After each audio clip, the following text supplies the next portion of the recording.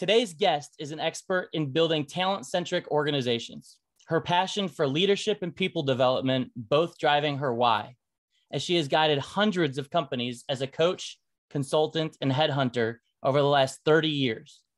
In today's conversation, we dig into what a talent-centric organization is, how to create one in your company, and the 3 hallmarks towards realizing success. CEO and founder of Vertical Elevation and author of the newly published book, Powered by People, Carol Schultz, welcome to The Dirt. Jim, it is a pleasure, as always, to talk with you. A pleasure to have you here. So this term, talent-centric organization, talk to me. Can you be a little more specific? What you've got a whole book about it. I mean, yeah. it's incredible. I've obviously read it, but ultimately, what is a talent-centric organization? Right. At the highest level, a talent-centric organization is an organization where the executive team is totally aligned in their vision, in their business strategy, and their leadership strategy, as well as the types of leaders that they are. Then, and only then, can a company build an effective talent strategy to support that alignment. Without those 2 things hand in hand, you can't get a talent-centric organization. I mean, that's at the very highest level what that is. So putting your talent at the center of the organization. Yeah. I mean, it sounds like such a simple thing, yeah. Right? But in reality, it's not, is it? Not even close. And, what I have experienced over the years, I first built this process in 2008. I had 16 years of search under my belt and woke up one morning and said, man, recruiting is so screwed up, mostly because it's a low barrier to entry, industry. And there's just so much that doesn't work about it. And I started to build this process. So ultimately, what most people think is, okay, well, that person just turned over. Let's recruit another one and another one and another one. And as you read in the book, and as others will when they read it, there's story after story after story. Recruiting is never the problem. Never. I don't use that word lightly. Recruiting is not the problem. You don't have a recruiting problem, you have a strategy problem. I mean, it really, in its simplest form, that's what it is. I mean, it's complex to get there because it's different for every company. Every company has different needs. But this is disruptive, right? Like in the way that companies view the world today versus the way that you're having to educate folks when you get engaged. What are the typical obstacles that you're running into? Well, I haven't really been running into too many obstacles. The obstacles that would typically be there, and the reason I don't is because I'm dealing directly with the CXO. I mean, primarily founders and CEOs. Occasionally a COO. On an occasion, somebody who's, CHRO. But the people who really have the power to change is the founder and CEO, or somebody on the board who says, this isn't working. We need to fix this. Right. So what happens is the challenges are that either, let's say maybe somebody in HR brings it to the CEO and the CEO is just, no, I'm not interested in that. I'm not interested in coaching. I don't need it. I mean, you and I've had this conversation before. There's nothing wrong. I don't need coaching. Well, that's a really glass half empty way to look at things. Okay. It's instead of looking at where your forward progress can be, you're really looking at it just in a really negative way. So it's got to be brought by the leader of the company, because if the leader is not bought into this process, there's nothing I or anyone else can say or do. And are they typically, the folks that you talk to, leaders that you talk to, are they coming to you saying, I need to change this, but I don't know how? Or is it, here's what's happening in my organization. Can you tell me what's at the heart of it? Yeah, that's a really good question. And it's typically the latter, right? people will reach out, or they'll respond to a reach out that my team has done and say, yeah, I'm having this issue. Can we, let's have a discovery call and try to figure out why that's happening. And I'm not shy. It's in the book. You've read it. I've read it. I've talked to many founders and CEOs and asked them these questions. There's two really important questions I ask in discovery.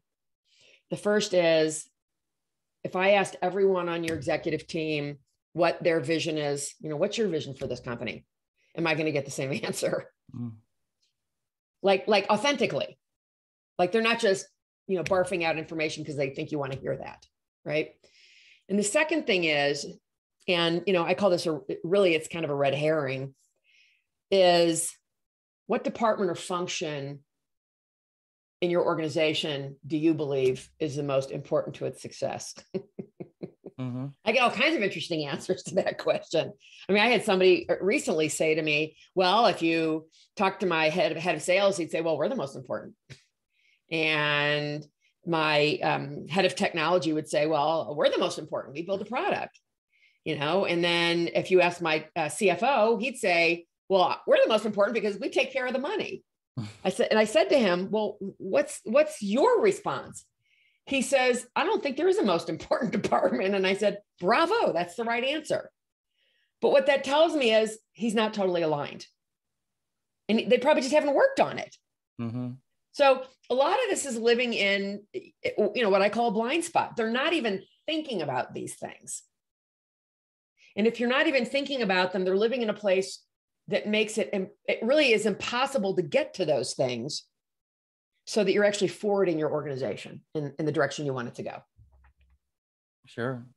So would it be fair to say it always starts with leadership having an aligned vision that everyone can articulate? Yep. Yeah. See that time and time again. I'm sure you do with the companies that you work with, right? Yeah. I mean, do you walk in and think, oh my God, what were these guys thinking? Yeah. Or, wow, major opportunity to help. And that term talent, people-centric organization, when I was reading your book, that being the first cornerstone, leadership having an aligned vision, spot on. But, really the other two cornerstones, or the other two, hallmarks, as you call them in your book, that you touch on, equally as important. You mind, sharing with the audience what those other two cornerstones are, those other two hallmarks? So the first of those two is a people development strategy, really, that goes from recruiting to succession. And we're talking about not just the C-suite, right? Mm-hmm. A lot of times when people think of succession, they think of, what are we going to do when the CEO leaves, right? Especially if anybody's watched Succession, the show Succession, right? Which is fantastic. And everybody's fighting to see who's going to be the next CEO. And, you really have to look at any position in an organization that you would, if that person left, you'd be like, oh shit, now we're in trouble. You better think of a succession strategy. That could be your engineering team. I mean, these are the most critical hires in the United States, probably worldwide, engineers, mm-hmm. right? And then the second of those two is awareness of blind spots from built-in feedback loops, right? So I just talked a little bit about it. And that is, the work for, when I start asking questions of people and starting to discover where somebody's blind spots are, because you can't, once those blind spots are no longer a blind spot, they go into the realm of, I know what I know. They're no longer a blind spot, living in, I don't know what I don't know. Once you get them out of that place, then and only then can you actually put in a structure to support you in moving forward past those things and how to deal with them so they don't limit you any longer. Well said. One more time for everyone. Those three themes, or those three hallmarks. Leadership with an aligned vision everyone can articulate. People development strategy from recruiting to succession beyond the C-suite, and awareness of blind spots from built-in feedback loops. Yeah, man, spot on. So as you're thinking, it only took me 30 years. Yeah. Oh, is that all? Yeah, almost 30 years to figure that out, right? Seems simple. Yeah, right. No, but the simple as it is, it's complex to navigate, right? Yeah. First, obviously, start off with that vision, and then also work your way through the built-in feedback loops. For folks out there that are, having aha moments right now, or maybe even just thinking about, how do I implement something like this in my own organization? You have any tips that, they might be able to just think about as, other than reading your book, of course, as they're thinking about, what that transition might look like? To becoming a talent-centric organization? Yeah. Yeah, it's really got, it's interesting because the CEO founder who's really going to lead this whole process has to be fully bought in and understanding things are not working the way I'd like them to. We need to make some changes. What's that going to look like? How painful is it going to be? And are we going to lose people? Yeah. Right. The answer to the second questions are, how painful is it going to be? Well, it might be painful for some more than others. Okay. For those who are big advocates of coaching and actually understand what great coaching is, it can still be hard because, I can only talk from my personal experience. Man, did I go through some shit to get where I am. And I'm certainly still working on it. Right. And then the part about losing people, I always tell that executive who's, looking to hire me potentially in this, in the discovery, which depending on the size of the team could be 1 day, could be 2 days. Right. In that discovery, I might discover that one of your people might likely need to be gone, moved out of a role. Like they have to be committed to that. Yeah. I'd rather underpromise and overdeliver. And, expectations are really, really important to me. And, think about your own business and anybody listening to this, because managing expectations is really critical. Really, really critical. And better to present a proper expectation so everybody understands what the possible ramifications are. Because, put in some adjectives, that happen with unmet expectations. Frustration, anger. Come up with any negative word that'll probably fit there.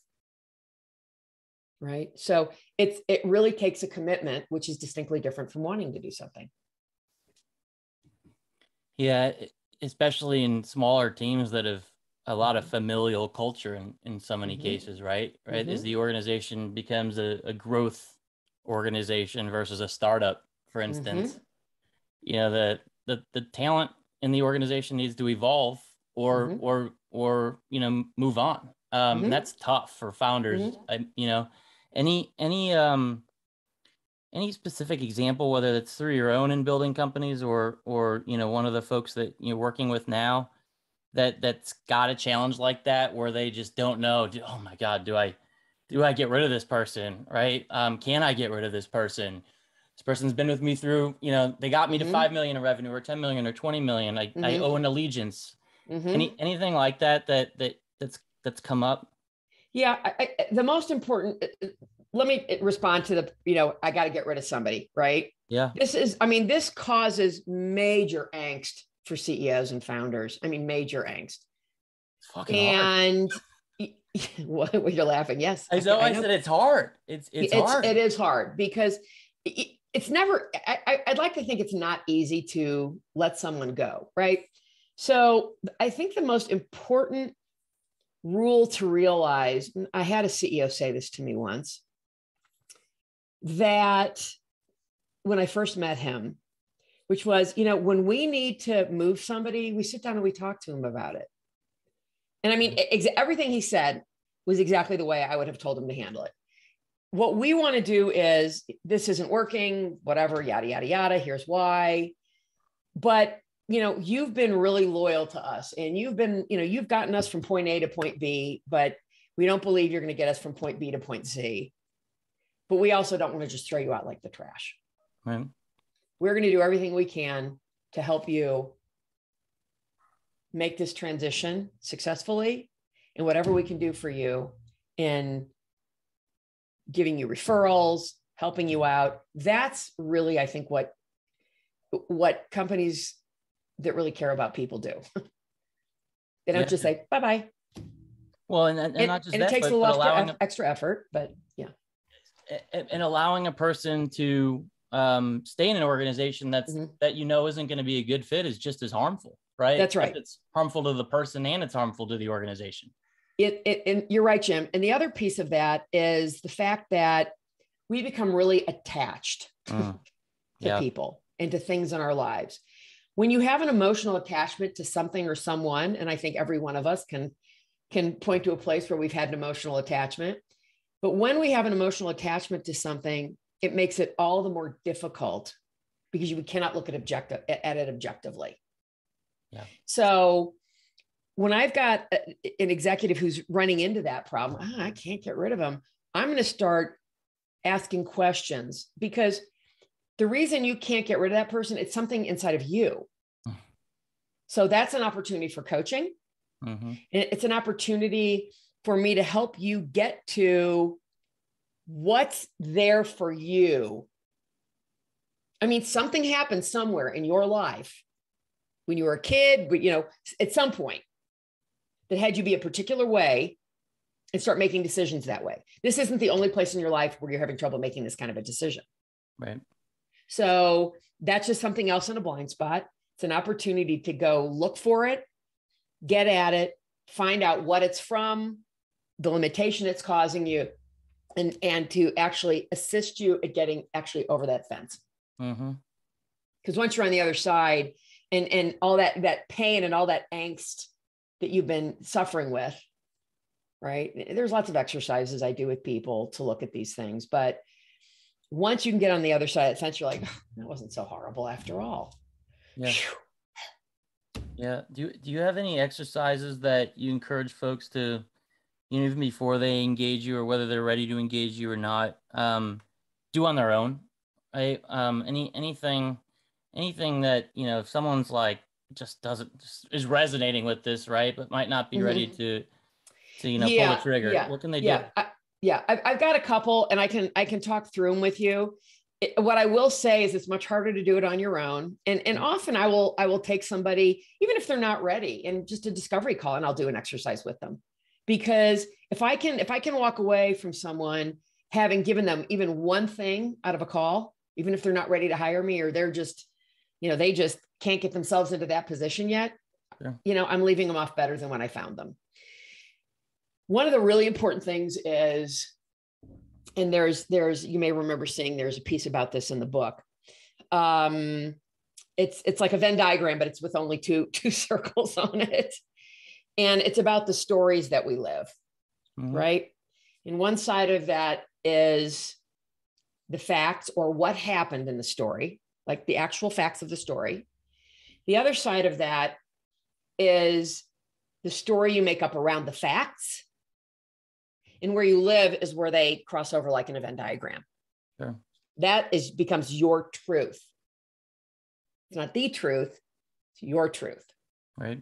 And that's really important to be clear about.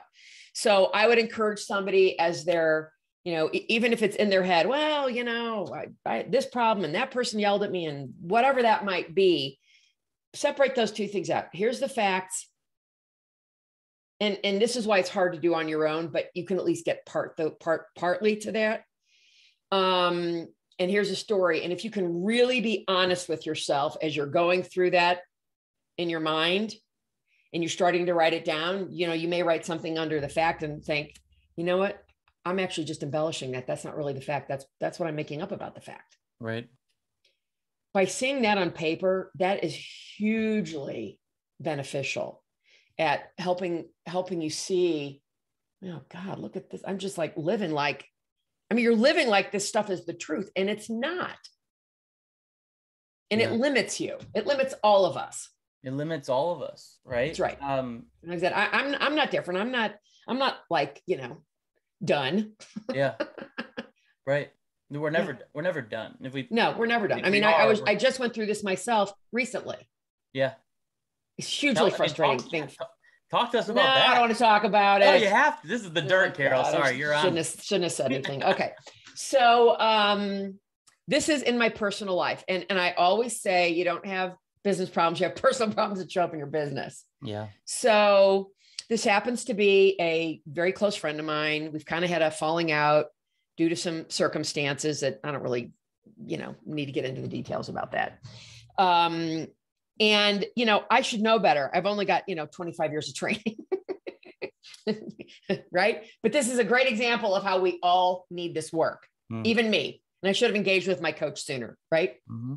But I was operating under being so angry, and all this shit was going on in my head. And I'm thinking, okay, this is not true. This is not true. This is not true. I'm making all this stuff up. Yep. And I finally reached out to her and I said, listen, this is really important, by the way, for everyone listening. If they don't already realize this, be accountable. Even if you think they're part of the problem, keep your mouth shut and apologize. Yeah. And I said, you were right about this. You were right about that. This happened because, which is not an excuse. It's just what's so for me. Yeah. Right. I have forgotten about this because I'm used to doing it this way. And then when we did it that way, I'd completely forgotten about this whole piece of the story, of the facts, I should say. And it was in that moment she said, and I said, and we really need to talk. I'd like to get the air cleared. And we can sit down and hash this out. If you're willing to, but I'm really sorry. Cause I know, I'm sure I caused most of this. And she's like, fine, I'm happy to talk. Yeah. I mean, and just that in and of itself, I might add, has allowed me to start sleeping again. I mean, it's been incredibly disruptive for my sleep, which is not good for me. Right. But like having that crucial conversation and using, what I refer to as the ladder of inference, right? Of using data and then putting, the elements around data on top of that, to draw conclusions and making sure to state things in a way that's, gets a real conversation through. That's hard because emotions get the best of all of us. Well, and it's not even just, I mean, of course, that's exactly correct. It is emotions. But we also have a big driver around wanting to be right and not wanting to be wrong. That's other work that I do with people. It's and we don't have the time to go into all the details about that. But we learn right and wrong from the time we're children, and that drives a great amount of behavior. It's embedded into religion, right and wrong. It's everywhere in our lives, and it's hard when that's embedded within us to actually step away from it and start to look at it and think it's not actually about right and wrong. It's about what's being effective or ineffective, or what works or what doesn't work. Yeah. So it's these are distinctions in communication I start to talk about with people, how to use your language in a different way so that because those words, when you tell somebody they were right, yay, I feel so good about myself. And when you tell them, you're wrong, they probably feel really crappy about themselves. They may. Yeah. Oh, I'm shitty. And, oh, what was me? They start having bad, self-esteem issues, when really that's not the effect you want to have on someone. Right. Just not. On both the human level and the performance level. That's exactly right. Yeah. Right. And I'm reminded of this book that I love talking about called Necessary Endings, right? About pulling the trigger, whether it's in your personal life, or it's in your business life, or just, whatever your life. It's if a relationship stops being meaningful on both ends, or, is becoming hateful on one end, a conversation is necessary. But more importantly, sometimes relationships have necessary endings. Correct. And that's okay. Right? Yeah. It's okay. Whether, and so, luckily that's not an example of a necessary ending, right? Because you guys were able to power through and have a great conversation. But man, any examples that the outcome might have been a little bit more difficult, right? Where there was a necessary ending that, other folks can learn from? Yeah. So again, I'm going to use examples from my own personal life, just because I think often that those are the most valuable to us, in thinking that, again, I can't reiterate enough. We don't have business problems. We have personal problems that show up in our business. Yeah. Right. So I had a very old friend of mine, I know from, undergraduate, who had said to me one time, boy, you sure do throw people out of your life. And I said, easily. I said, oh, no, I don't. I said, I don't do it without considerable thought. But, and it's interesting because she's now gotten to that point where I am, that I discovered when I started discovering probably about 20 years ago, right? Which is, I know my own weaknesses, right? We all have them. So do I continue to fight against my weaknesses and work on those? Well, of course I do. But, again, it's a lifelong process often. And I had a friend who would always say to me, oh, Carol, what do I do about this? And what do I do about that? And we would talk. She would never take the coaching. She just, the definition of insanity, right? And then after I moved here to Colorado 19 years ago, I broke off with her after I moved here because it wasn't healthy for me to be in the relationship. That's what I had to look at.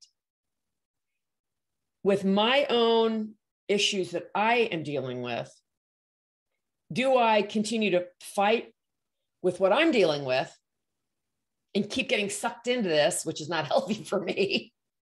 Or do I just cut things off and say, you know what? I know where my limitations are now. This is almost 20 years ago, right? This is where my limitations are right now. I cannot do this. And I walked away. She was very, very angry with me. You can lead a horse to water, but you can't make it drink, right? I mean, you're the equestrian, not me. So I should probably had you say that. But it has to happen. And it's great to hear about someone coming back to you and realizing, some of the sage advice that you had offered previously, and kind of all have to live that for ourselves, right? That's incredible. Any other thoughts on hard conversations, crucial conversations, things along those lines?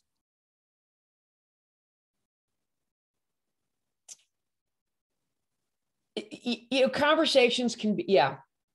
And the one that comes closest to mind, and I've got a story about this in the book also, is an organization. This is quite some time ago. I don't know, this has got to be maybe 15 years ago by now, maybe 15 years ago, headquartered here in town, the Denver metro area, that's all I'll say. And the founder was college roommates with the main venture capitalist.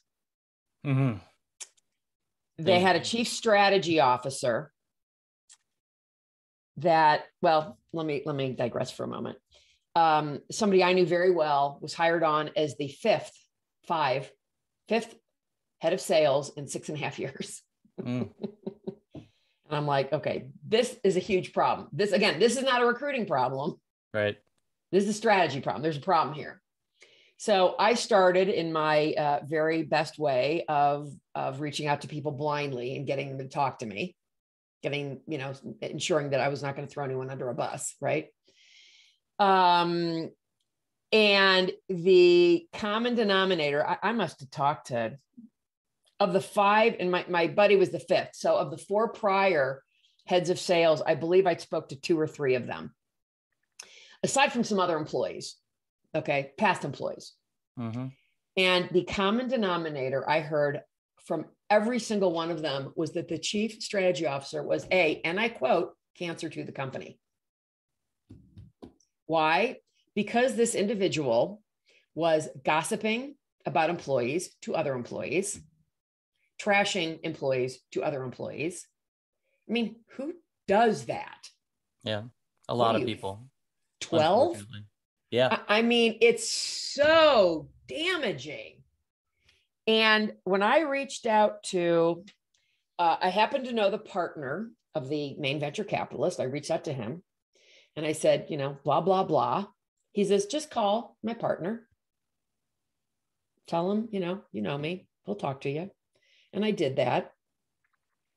And the guy says to me, and I think he's learned a lot more, this is a number of years ago. And I'd like to think he's learned considerably more now than he knew then. Sure. A lot of people become venture capitalists because they had one successful exit. Now they know everything. No, you don't. You've probably run into that yourself. And he said to me, are you telling me we don't know how to hire? I said, no, it's not what I'm telling you. I'm telling you, you have a problem.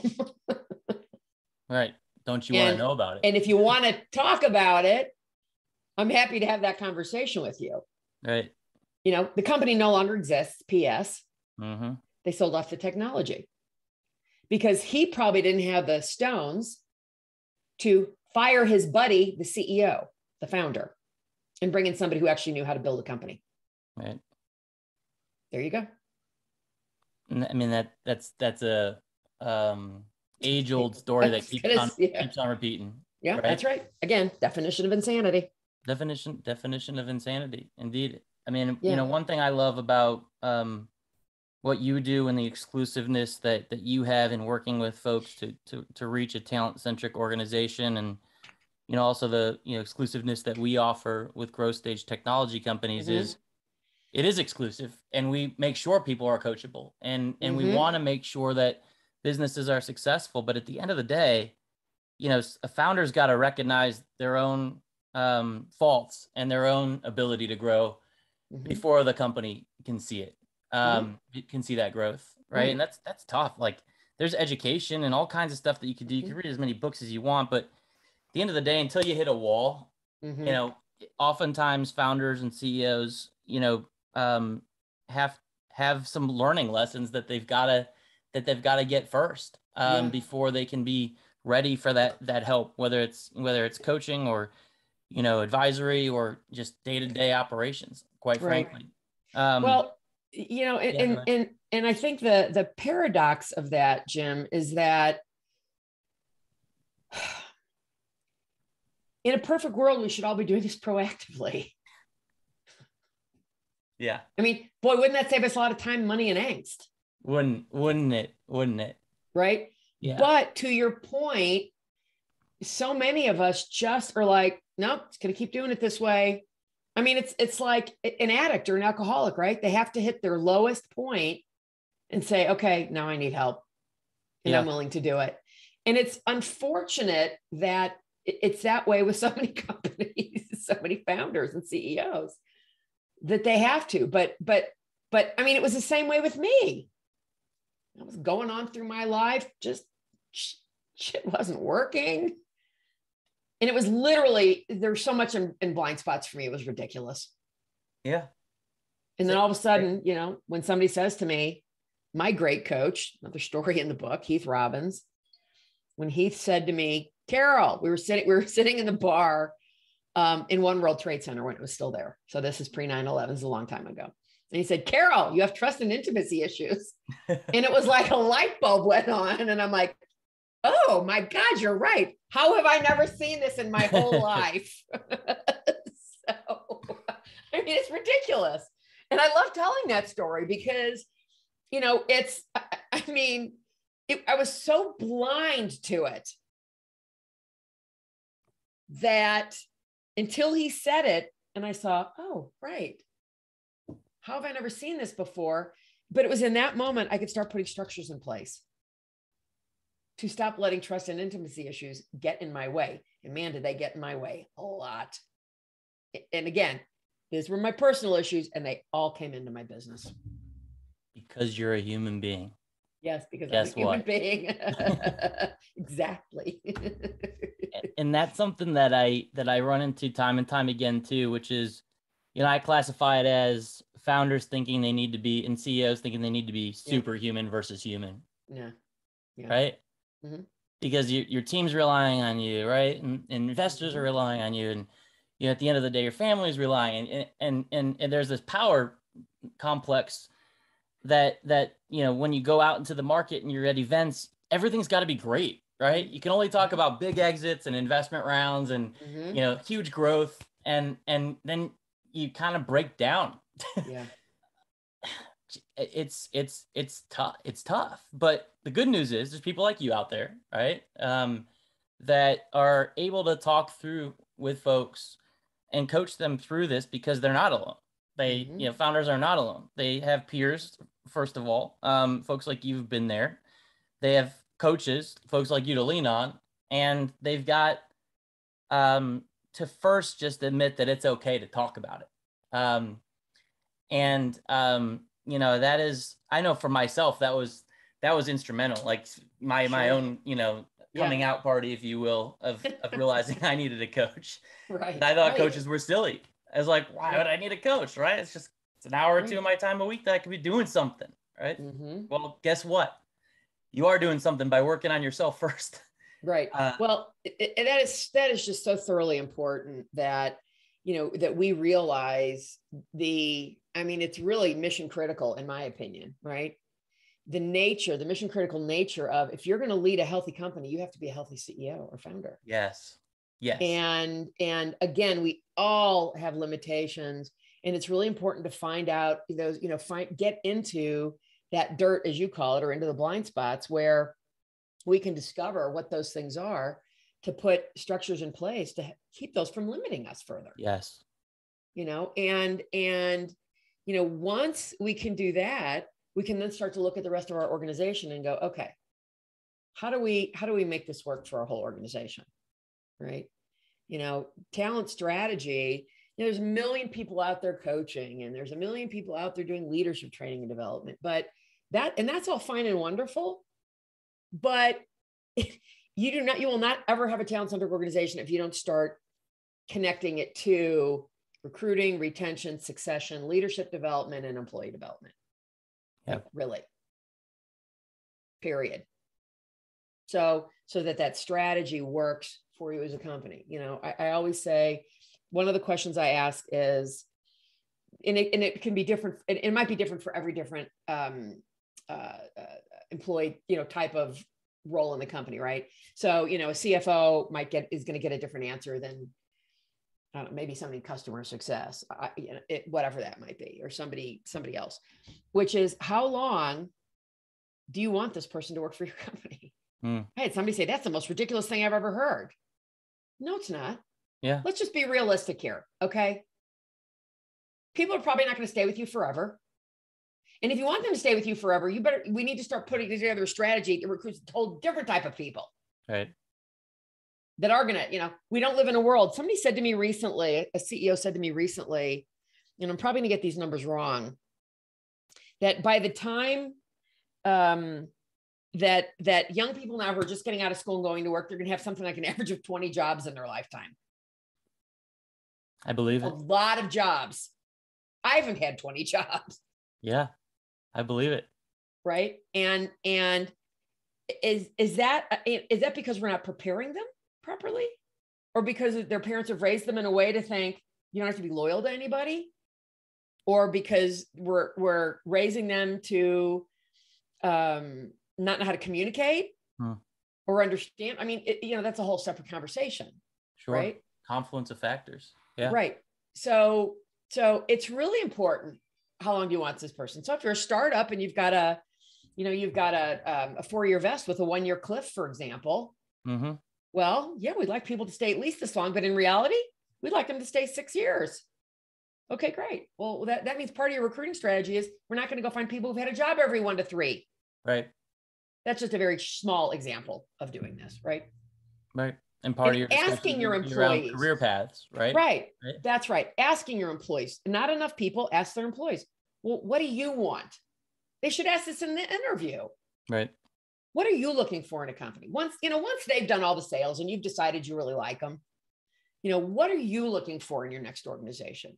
What's it going to take for you to say, yeah, I want to stay at this company for 5 to 7 years, maybe longer. Yeah. Yeah. Culture of feedback. Culture of feedback. Culture of feedback. Talk to people. Back to your feedback loop and 3 hallmarks. Yep. Yeah. Right. Right. It's about this time we do this thing I like to call the Founder Five, which is, to close us off at the end of the show. Right. Listeners have a keen eye towards 5 rapid fire questions. So I'm going to throw them at you real quick. You ready? Yes. I've been very nervous about these, I have to say. Oh, geez. Yeah, you're going to do just fine. Because I have to get it right, Jim. Oh, my goodness. Going back to my point earlier, right? I have to get it right. I don't want to look wrong or bad. There's no wrong answer here. Only incorrect. No, just kidding. No, so number one, the top metric or KPI that you're relentlessly focused on. Audience reach. To get them to see that this is of importance and disrupting an industry. I mean, it's, I can't give you an actual number on that, but it's really getting this message out. Of course, the book is helping with that and all the other work that I'm doing, but really getting people to understand the importance of this and changing an industry. That's incredible. Yeah. Top tip for founders that are trying to grow their company. Don't be cheap. Find the money to hire people and their genius. I don't care what it takes. Figure it out. Go get a personal loan if you're bootstrapping, because those areas where their genius is not area where you're a genius. Don't waste your valuable time doing things you are not an expert at. Well said. That's all I can say about well that. Said. Other than your own, of course, which we've talked about, what is your favorite book or podcast that's helped you grow?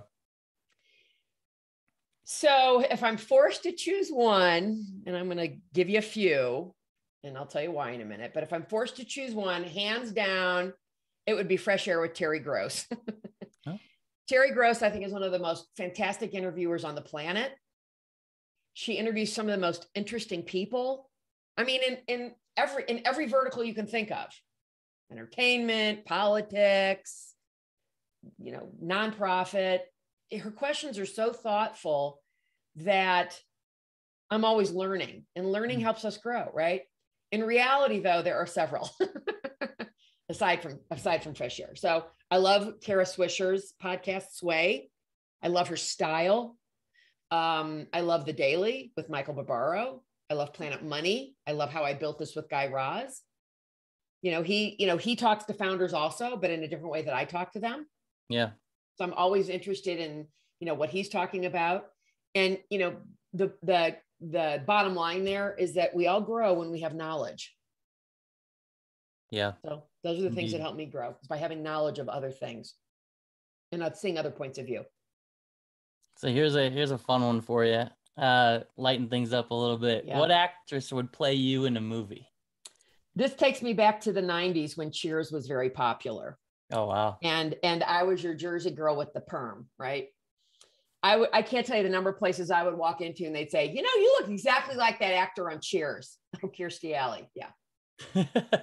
That's great. Yes, I do see that. I still see the resemblance. Yeah. If I went back to having the curly hair, you'd probably see it more. Wow. But, we had that very similar in the 90s. And literally people would stop me all over the place. Who you remind me of? That's quite the compliment. She's kind of, well, it is. I mean, I appreciate it. And, she's kind of, and she's, I would say she's sort of ballsy and authentic like I am. Love it. Yeah. Yeah. I love that. All right. Last one here. What is going to be the title of your autobiography? It's Always Something: How Not to Let Circumstances Manage Your Life. Ooh, cool. Very cool. You've obviously given a wealth of knowledge to our listeners today. Time for a little bit of self-promotion. I've called out your book, Powered by People, a bunch. But other than going to find that, making it a bestseller, because it should be on the, on Amazon, what is, how can others that are listening help you? And, vertical elevation, your company as well. How can they help me? Wow. Yeah. I'm usually used to saying, how can I help you? But I know, right? Yeah. I'd say how somebody can help me would be to, after having heard this, is to look at who are the people around you, who are the professional people around you. Are you working for a company? Are you at a high enough level at a company where if you approach your CEO and say, we are having all the problems she's solving here, we should have a conversation with her, or somebody who's a CEO or a founder who's been struggling. Yeah. The biggest challenge, in the SMB space, which is where I am, because, let's face it, Oracle's not going to change. SAP is not going to change. IBM's not going to change. Fill in the, ginormous company of your choice, right? None of those companies are going to change. They could bring in McKinsey and pay them millions and millions of dollars. They're probably still not going to change. They're not going to get what it is to be talent-centric. So in the SMB space, the biggest challenge for me is the smaller companies who don't have a lot of money. So how do we get you to do this? Well, what you can do is say, well, let's see what it would cost to have you 5 hours a week to help coach and consult us. That's 20 hours a month. Right. 20 hours a month, I can help make a big difference. Or maybe they say, well, we can only afford you 10 hours a month. Well, we'll figure out a way. Let's start tackling the most important things, because the further you can get along, the closer you can hopefully get to making more money and then being able to hire me to do a whole project for you. So that would be what I'd say. Well, there you go. And if for some reason someone's like, yep, I know someone, or that's me, what's the best way for them to get in touch with you? Well, they can either go the old fashioned route and call me. Call me a dinosaur. I still believe that oral communication is the most effective. They can pick up the phone and call me. I'm at 303-805-7635, or feel free to email me, carol@verticalelevation.com, and say you'd like to have a call with me. And I'm going to do one more plug for your book because it's so darn good and it just launched. Powered by People. Carol Schultz, thank you so much for joining us. And I'm sure we'll have you on as a guest again. Until then, thanks for sharing your dirt. My pleasure, Jim.